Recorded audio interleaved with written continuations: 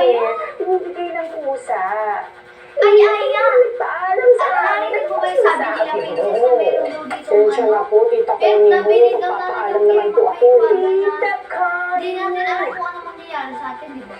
So, Pasensya na po, tita Connie. Di ba to? Asan na ba yun? Sorry talaga sa inyo lahat, ha. Ay, serious na naman. Nag-joke lang naman ako eh. Ito yun! Ate, andito! Asan?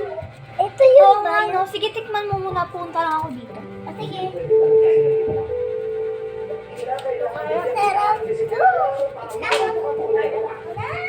Ano ba dito? Itong pagkain?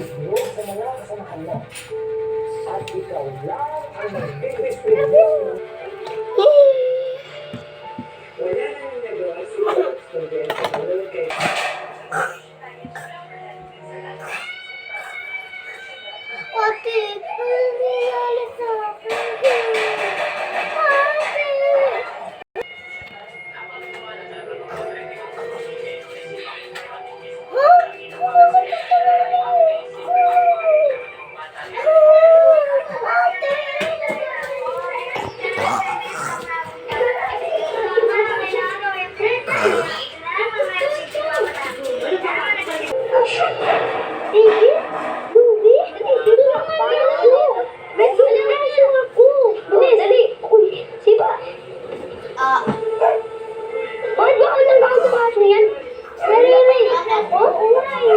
Kanina pa yan eh.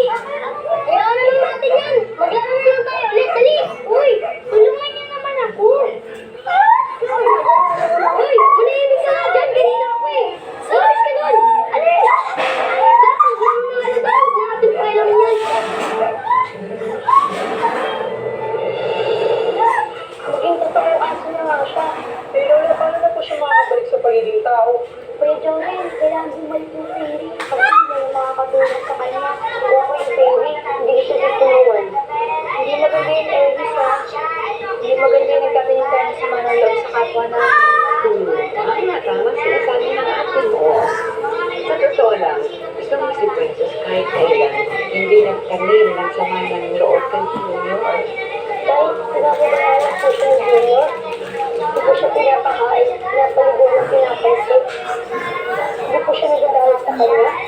Dahil alam mo, ang ating mga alaga, lagi mo sanang matandaan ng mga binig ko na lagi natin mamahalin at ang alagaan. Yung ating mga kaibigang mga hayop,